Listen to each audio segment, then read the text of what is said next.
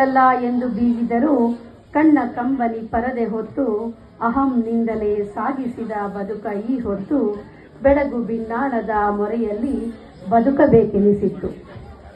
ಜಗದ ಜನರ ನೋಟ ಕಣ್ಣೋಟ ಆಸೆಯ ಅಂಬರವು ಮಿಶ್ರಣದಿ ಕೂಟ. ಮನವು ಹೋಳಿಗೆಯ ಹೂರಣವಾಗಿಸಿ ರಸಭರಿತ ಕ್ಷಣವ ಅರಸದೆ ಮನ ಮೌನದಿ ನಿಂತಿದೆ.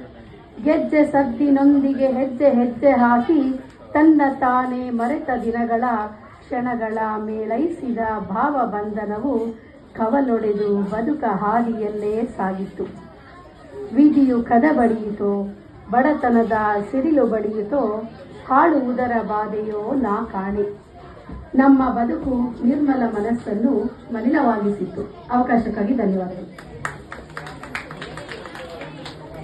ಶ್ರೀಮತಿ ಮಾನಸ KK ರವರಿಗೆ ಅಭಿನಂದನೆಗಳು. ಈಗ ವೇದಿಕೆ ಮೇಲೆ